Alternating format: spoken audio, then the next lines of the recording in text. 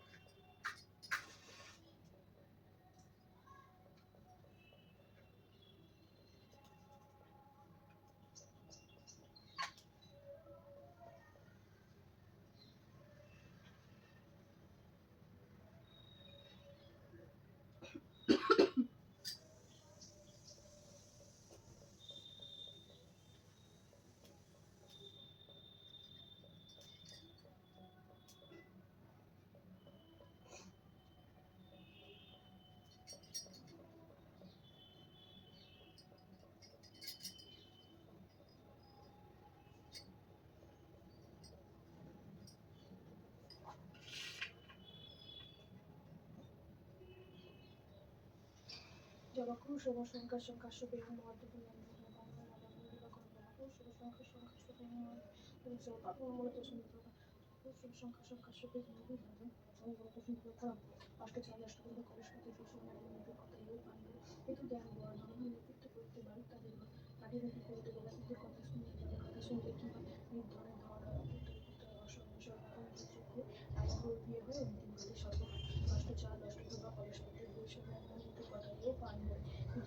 বর্ধমান করতে করতে বাড়িটা কাটিমুটি করতে গেলাম, কথা শুনলাম। এই কথা শুনলে কি হয়? নির্ধনের ধন হয়, পুত্র পুত্র হয়, অসহায়ের স্বর হয়, অন্ধের চক্ষু হয়, আইব্রোর বিয়ে হয়, নতুন করে স্বর্গ পায়, অষ্টস্বর অষ্টবিবাহ পরস্পরের বিয়ে সন্ধান মৃত্যুর কথা এগুলো পান বলে কিছু জানি বর্ধমান করতে করতে বাড়িটা দেখলাম, কাটিমুটি করতে গেলাম। এদের কথা শুনলাম। এই কথা শুনলে কি হয়? নির্ধনের ধন হয়, অসহায় অপুত্র পুত্র হয়, অসহায়ের স্বর হয়, অন্ধের চক্ষু হয়, আইব্রোর বিয়ে হয়, অন্তিমকালে স্বর্গ পায়।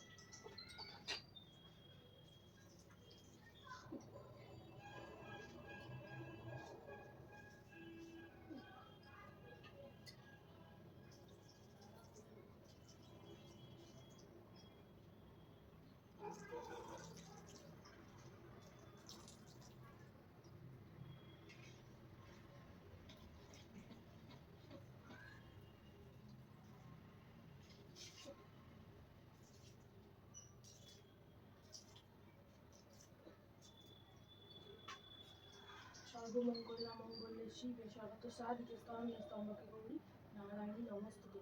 সর্বমঙ্গল মঙ্গলে শিবে সর্বত সাধিকে স্তম্ভে স্তম্ভকে গৌরী নারায়ণী নমস্তুতে।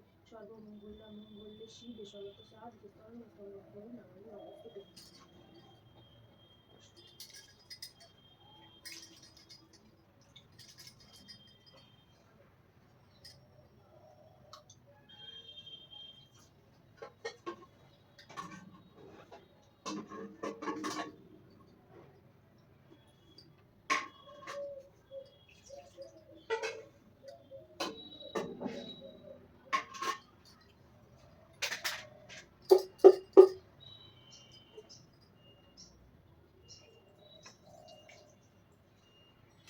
পুজো টুজো করে এখন ভ্রু প্লাক করতে গেছিলাম, আর ভ্রু প্লাক করে এসে এখন গিফট কিনতে এসেছি। রেডি হয়ে গেছি, এখন বেরিয়ে যাব। তো ঘড়িতে এখন 2:15 অলরেডি হয়ে গেছে। সব জায়গাতেই একই, লেট প্যাসেঞ্জার আমার শাশু। তো শাশু লেট, তো শাশু রেডি হচ্ছে, হলেই বেরিয়ে যাব। তো কেমন লাগছে অবশ্যই জানিও, বলবে আবার একই শাড়ি, বাট এটা বার করা ছিল, এটাই পরে নিলাম। কারণ এখন শাড়ি পরে কাচানো ইস্ত্রি করো, প্রত্যেকটা শাড়িতে 100 টাকা করে দিতে হবে। তো এখন 1000 একটা নেমন্তন্ন পারি বলে প্রত্যেকবার নতুন নতুন শাড়ি পরে পরে, আর আমি পরা শাড়ি খুলে আলমারিতে গুছিয়ে রাখতে পারি না, এটা একটা সমস্যা বড়। তো পরি, একবার দুবার পরবো, ও তারপর এবার কাচি ইস্ত্রি করে এবার আলমারিতে ঢোকাবো। তার আগে আমি ঢোকাবো না, কারণ ওই রেখে দিই বাইরে। কারণ যতই শীতকালে ঘামি আর নাই ঘামি, তাও একটা গায়ের একটা ইয়ে আছে, তো ওই কারণে ওইটাই করি। তো কেমন লাগছে অবশ্যই কমেন্টে জানিও। তো এখন অন্নপ্রাশন বাড়ি যাচ্ছে, আবার বিকেলে বিয়ে বাড়ি আছে। তো বিকেলে তো সাজগোজ হবেই, তো ভালো রকমই একদম। তো দেখা যাক কি হয় না হয়। তো চল এখন খাওয়া দাওয়া করবো, এবার যাবো, যেহেতু সামনেই গিফটও কিনে নিয়ে চলে এসেছি, বাইরে আছে। শাশুড়ি রেডি হোক, একসাথেই বেরিয়ে যাব। লোক খেয়ে বাড়ি আসছি, আর আমরা লোকের বাড়ি খেতে যাচ্ছি। কি বলবো, আমার শাশু সব জায়গায় লেট, কিছু বলার নেই।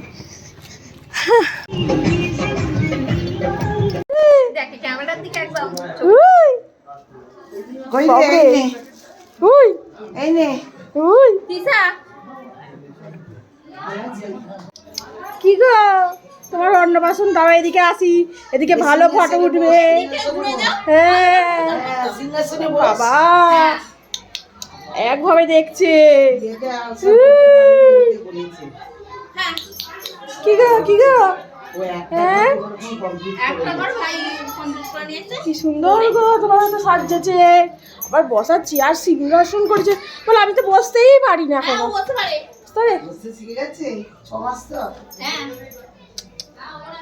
অবশেষে দেখাতে পারলাম যার অন্নপ্রাশনে এসেছি, সে যে এত ফটো তুলতে ভালোবাসে কি বলবো তোমাদের। ওর আগেও আমার ওর সাথে দেখা হয়েছে, যদিও আমি কোলে নিয়েছি। আজকে যেন ওকে আরও আলাদাই লাগছে, যেন মনে হচ্ছে খালি চটকাই আর কোলে নিই। আর ও একভাবে ক্যামেরার দিকে তাকিয়ে আছে, কি যে ভালো আর মিষ্টি, যেন মনে হচ্ছে খালি চটকাই, একদম গুলটুস আমাদের।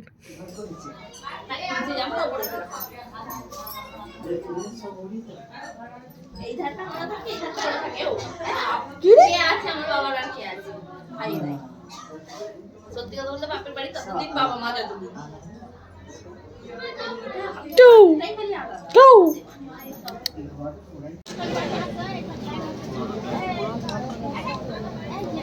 রেডি হয়ে গেছি, সেজে গুজে বেরিয়ে পড়েছি। তো ভিডিও করা হয়নি। আর এই যে মা বৌদি সবাই বেরিয়ে পড়েছে, সোনামা আর বাবা তো গেছে ওখানে। এই যে আমার মাম্মি সবাই মিলে, তো চলো যাই। সত্যি কথা বলতে ভিডিও করার কথাটা বাবার বাড়ি এলে মাথা থেকে বেরিয়ে যায়। এত সাজ গোজ আর সোনামাকে নিয়ে যে কি যে নাজেহাল কি বলবো আর। ওকে সাজাতে সাজাতেই আমরা শেষ। তো রেডি হয়ে গেছি, এদিকে বাপি, এদিকে সবাই। ননিকে নিয়ে যাবো না,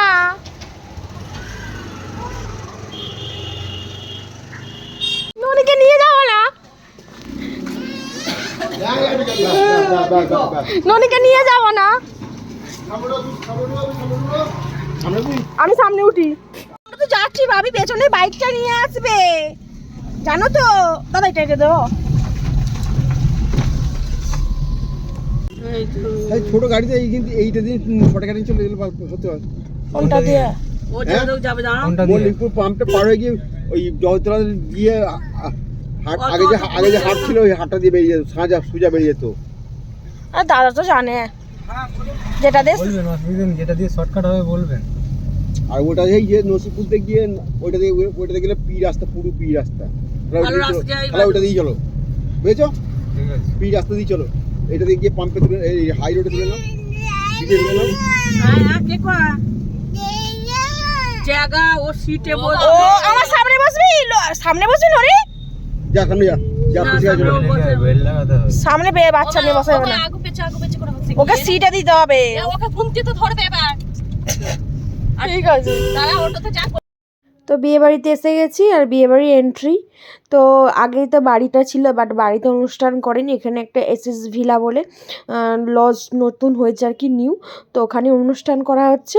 তো বৌদি ভাই, সোনা পাখি, মা তো আগেই যাচ্ছে, আর মা তো ব্ল্যাঙ্কেট কিনেছে একটা দেবে বলে, আর বাবাও যাচ্ছে।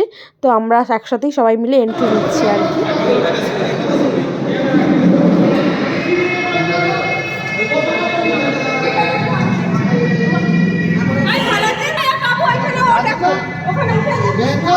চুলটা ঠিক কর না মেয়েটা। ও চুল ঠিক ওর মা বিয়ে কর আছে তো নিচে ওকে দিয়ে দে, ऐसे दादी है ना उसको भेज का तो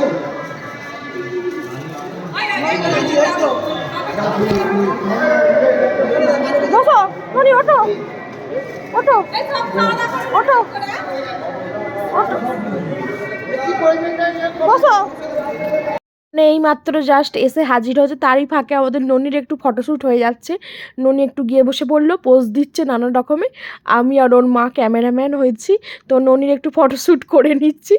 আর ননি তো লজ্জা পাচ্ছে, তার মানে ও বুঝছে ওর ফটো তুলছি, ও লজ্জা পাচ্ছে, আবার পোজও দিচ্ছে। তো এইটুকু মেয়ে যে এত বুদ্ধি, ওকে না দেখলে আমি জানতে পারতাম না, কি বলবো। আর এত পাকা পাকা কথা হয়েছে আজকাল, আমি তো পুরো হাঁ হয়ে যাই যে ওর এই বয়সেই এত পাকা কথা, বড় হয়ে কি হবে ও। আর আমাকে কেমন লাগছে অবশ্যই জানিয়ে, এটা নতুন শাড়ি। এই যে আমাদের ননি সুপারস্টার, ননি ননি এদিকে দেখি, ননি আমার দিকে দেখো, ননি সুপারস্টার। এখনই দিতে হবে। এই ধর আর খাবো না, আমাকে ধর, হ্যাঁ একদম ডিস্ট্রিক্ট করবে না, তুমি ইচ্ছা ঘুরে যাওয়ার সঙ্গে